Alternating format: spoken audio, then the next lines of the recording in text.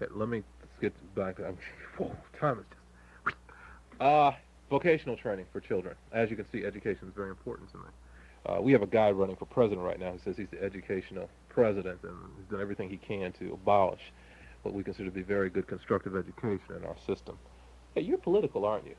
Let me, let, political message here from Yahweh for just a second before I get to this next point. You supported Mayor Suarez when he ran. You have supported City Commissioner Diure. You speak out about your politics. That doesn't cause you a conflict of interest in your spiritual obligations and your spiritual work to get involved in the politics of the land? First, I have never personally endorsed any man on this earth. I can only endorse Yahweh. He is the only man I have ever endorsed and will ever endorse. Now, my disciples and my followers are registered voters, and they do vote as a block. And my disciples and followers are responsible for Mayor Suarez, who is a wonderful man. I support morality in office. I support morality in men. So any man that is moral or aspires to be moral or who will take a moral stand, I support that man, whether in politics or not, whether in education, whether socially, economically, in all spheres of life. Now, my disciples have demonstrated that politics can be clean and can be good, can be polite, can be economically beneficial, socially beneficial, educationally beneficial, morally beneficial. In every sense of life, it is beneficial. And therefore, my disciples are highly educated into voting and all that voting stands for.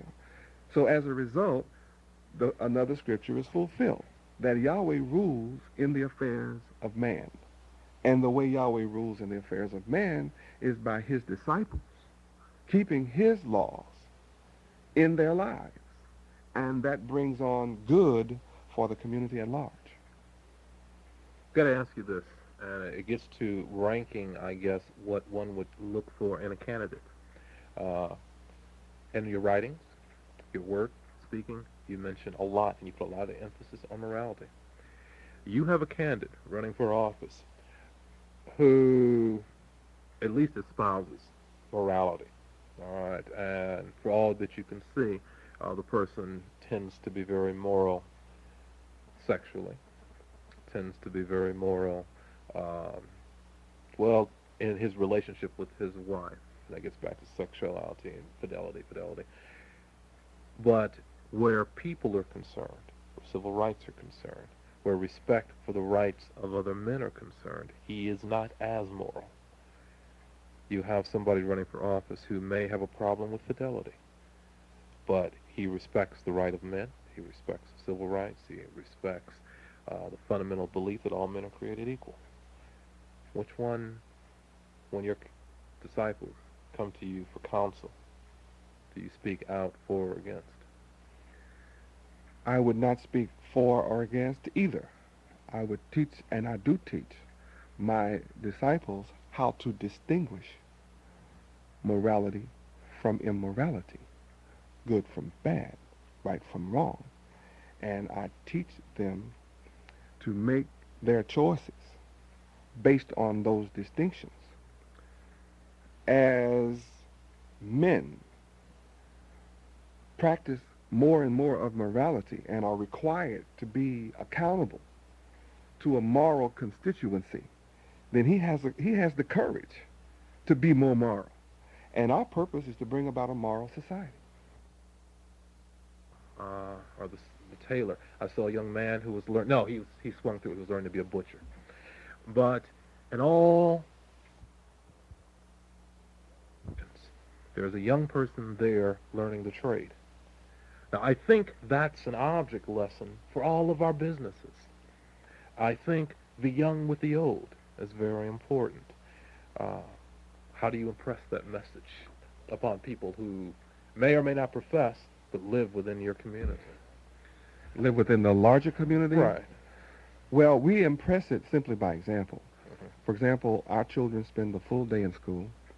After school, those who have elected to become a part of our junior management team are allowed and afforded the opportunity to go and learn management techniques in regard to all businesses.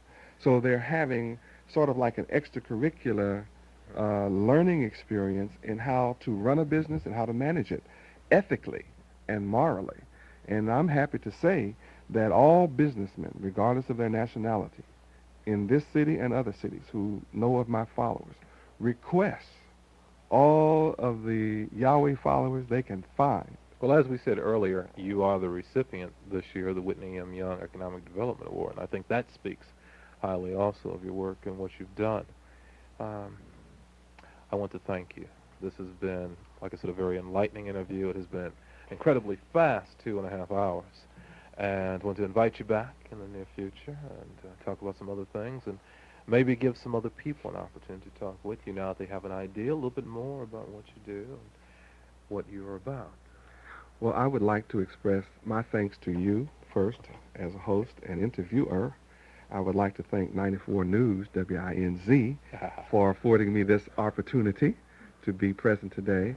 And I would like to thank all of the Miami community who has listened to this program and afforded me also, by their listening, an opportunity to demystify and bring forth some of what I actually teach, the moral teachings of Yahweh.